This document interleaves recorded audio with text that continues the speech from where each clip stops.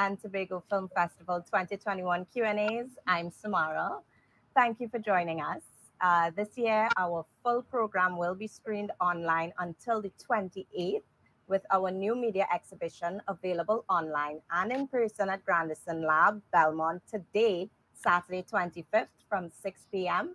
to 8 p.m. Feel free to comment and ask any questions you have for the filmmakers, and we'll try to answer them during the session. And of course, don't forget you can check out the films at ttfilmfestival.com. We'd also like to thank all our TTFF 21 sponsors and partners. NGC is our signature sponsor this year, and we have leading sponsorship from Shell Trinidad and Tobago and the Trinidad Bank Limited. Sorry. All right. So with me today is Ozran Milhacic. Did I say that correctly? Yes, you did. Thank you. Appreciate it. Okay. And Anna Alpisa, the producer and the editor representing the short film Blue Hour. Also with me is Gibrey Allen, an award-winning filmmaker who was born in Jamaica and currently resides in New York City. Now, Gibrey made his debut as a writer and director of the short film Excuse for Jeff, which was screened at festivals domestically and internationally. Today, he represents his feature film Right Near the Beach, which recently won an audience award at the New Orleans Film Festival. Welcome, everyone. Thank you. Thank you. Thank you for having us. So, my first question is the theme, seeing that both films actually explore a common theme of loss, which I believe everyone can relate to. So, can you tell us a bit more about yourselves, kind of in relation to how this works came to be? For Right Near the Beach, this came out of an idea that I wanted to do a film in Jamaica about the subject matter of sexuality. And so it's Right Near the Beach is kind of based on Excuses for Jeff, which is a young man going back to Jamaica for a friend's funeral. And he goes to the friend's funeral, and none of the other close friends showed up for the funeral. So he kind of create these excuses for each of these friends that didn't show up. But the catalyst of that was a conversation that I had with my brother, who's also Jamaican. He's older than I am, and we grew up with like some bad ideas about sexuality, homophobic, ideas and tendencies. And I think coming to the U.S. and New York, that opens you up to different cultures and different ideologies. And just because my brother is older than I am, introducing the idea, I thought I would get some pushback. But he was like, "Bro, you got to do this film." And it was kind of like, to be honest, like kind of like, is he gonna talk me out of this? Because I don't know if this is gonna be my first film, so I don't know if I'm gonna do it. Should I do it? But it kind of it lit a spark, like, and I just went head on and I did that short film, Excuses for Jeff. And after I did it, the reception and also just doing it, it was so fulfilling that I thought that idea and the story and the subject matter, it was bigger than a short film. And I did a bunch of short films prior to that, and I just knew that was going to be my feature. So everything was kind of working up to taking that idea and spreading it over an hour, and I think 20 minutes is what we came out to. Nice. Anna or Ezra? I guess, I mean, I'm going to try to channel Zoe because she wrote the film. There was another producer who's in Cuba who produced the film. I participated to some extent, but Zoe and I are partners. We're girlfriend and boyfriend. So, I've been part of the process to some extent. So really, I'm going to try to say the best what I think she would say here. Okay. I mean, the story of the film is, it's two people who meet in the hospital in Havana, Cuba, who are, middle-aged, slightly on the older, and, they both facing loss. The woman, her husband died, and she's there to pick up the body, and the man is there for a prostate exam, and he probably has a prostate cancer. So they kind of, it's a meeting point for two of them, and kind of it's some kind of new beginning that happens in the movie. And I guess Zoe is from Havana, from Cuba, and he really wanted to kind of tell the story about people who are the stories are usually not told about, and Right. it's also takes place in a hospital. It takes place in one of these little dilapidated bars that people are just Mhm. drinking, and it's kind of you see all these little bars all over Havana, and it's usually like you have these touristy bars where it's all expensive and all that stuff, but then these local bars that are kind of Oh. local joint where you have one type of rum and you just like you know mostly. I mean, we've seen it's the same in the whole world. I don't know. I guess it's maybe a little Yeah, bit. uptown versus downtown kind of Yeah. thing. Yeah. Yes. Yes. And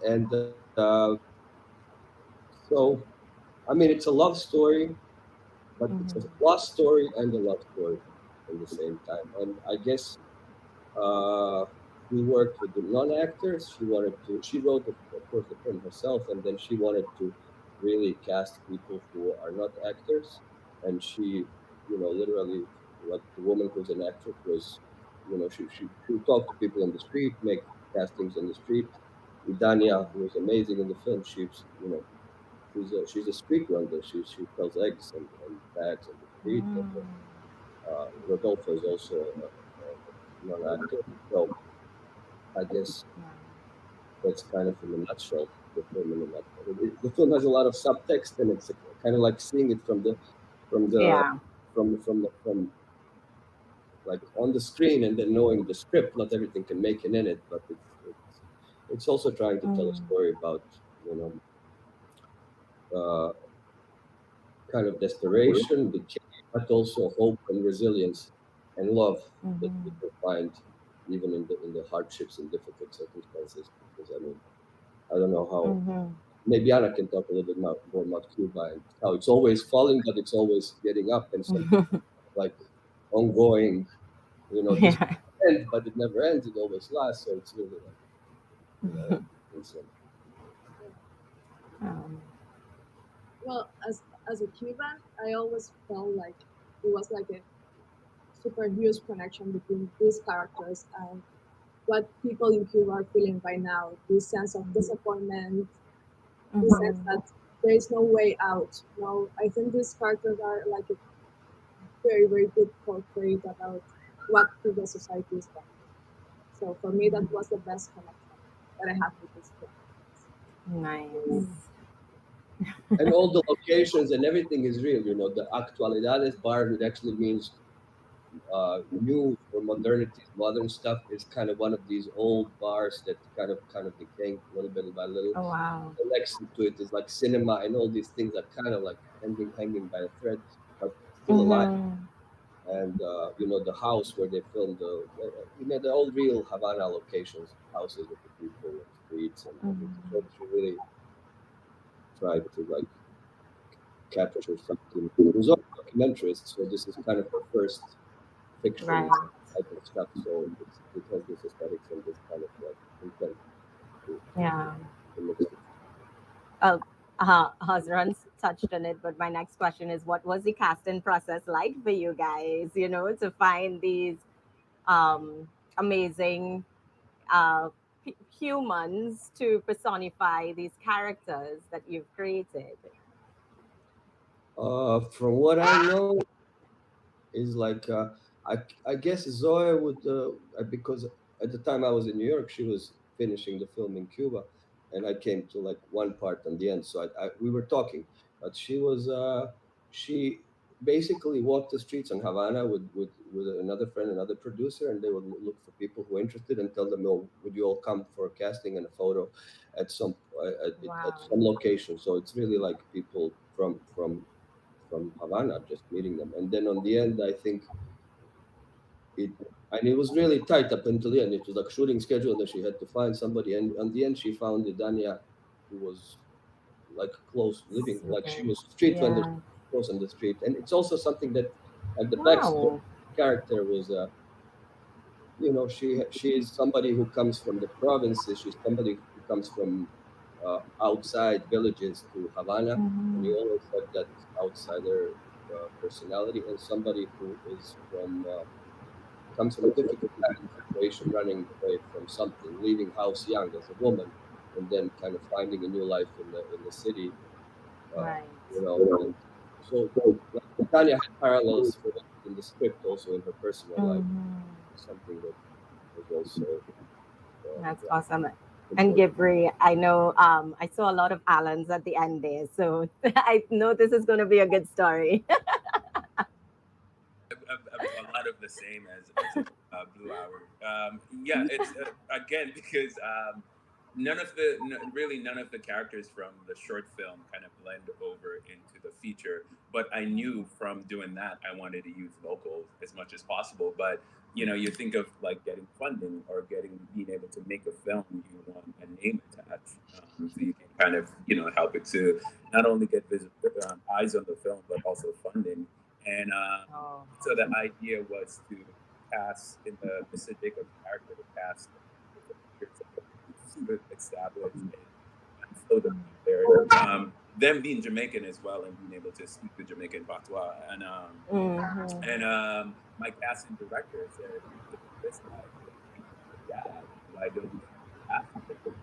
My dad is incredibly shy and reserved, and he's a farmer. He's an actual farmer. That's one of his many hats that he wears. And to my surprise, he said, "Sure, I'll try." And yeah, that prompted myself and my director of photography to kind of just go out there and not only use the opportunity to scout locations, but to also follow him around. And we took like a trip to do that. And it I always say it informs the story as well, because like those shots that an actor like getting multiple takes, they'll be able to hit those takes all the time. I know, like, I might be able to get one or two of the similar performances, because and so we knew like camera work, he would shy away from the camera, so we had to find his face. So it informed the way we shot the film as well, the cinematography. And so that was the only,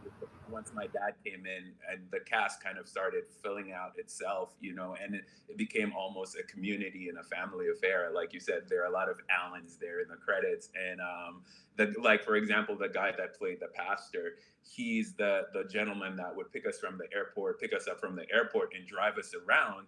But he goes to church and he played the gospel music in the car all the time, and he would just sing. And it was one of those aha moments. Me and my director of photography, Javier de Pablos Velez, we kind of looked at each other at the same time and we were like, "Pastor?" And we same thing, we introduced him.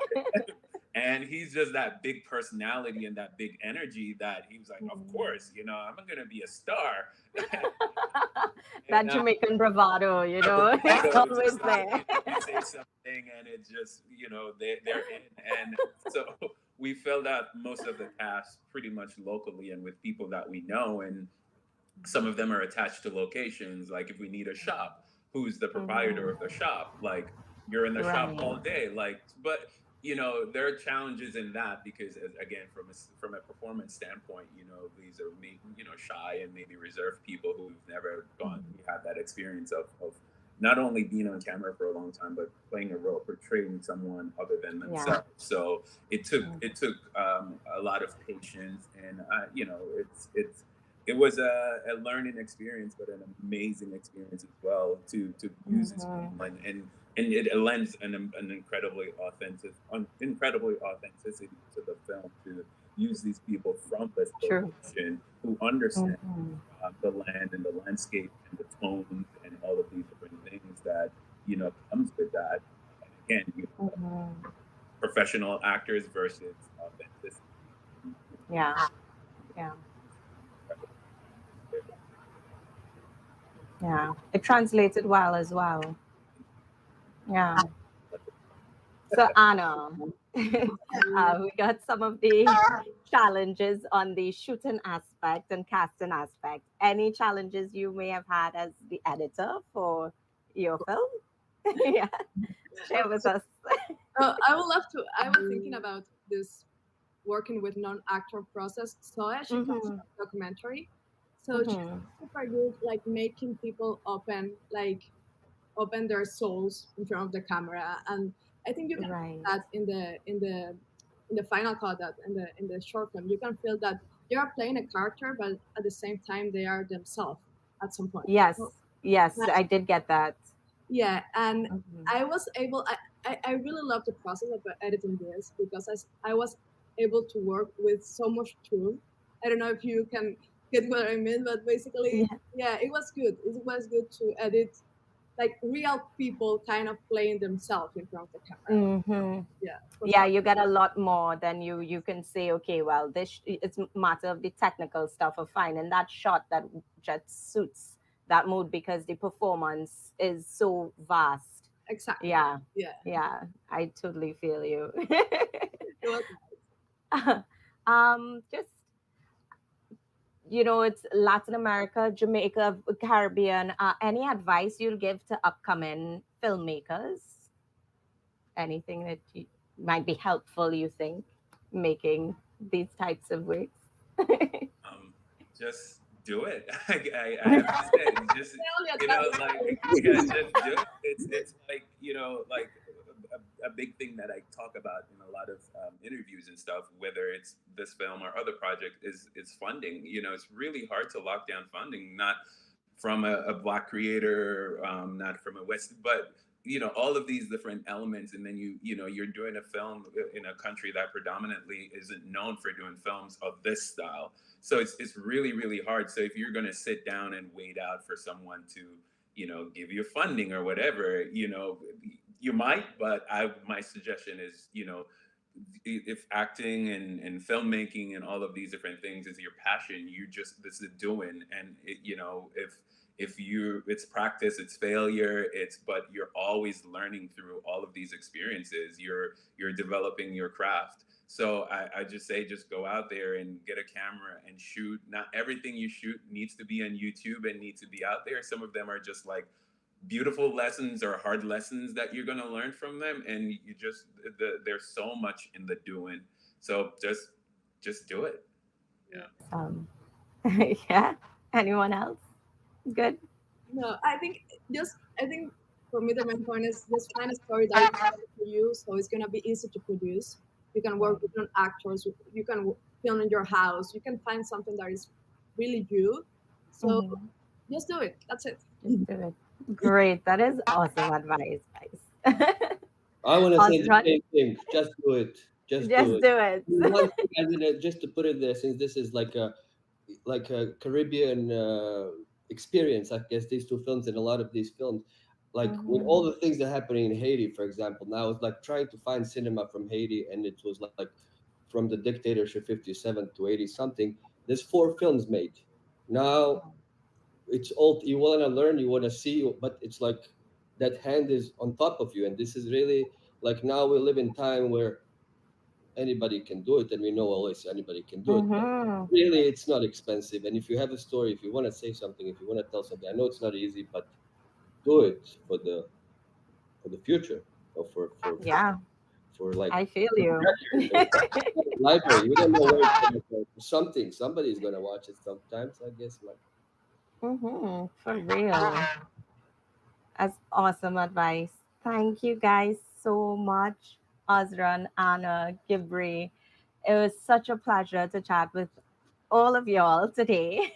And thank you everyone for joining us for this Q&A. Don't forget, you can still catch all of these great films as they're screening today. So check out our website, ttfilmfestival.com, where you can find all the information on how to buy tickets and check out the films coming up as well. All right. Thanks, guys. Thank you all. Thank you for having us. Thank you for Right.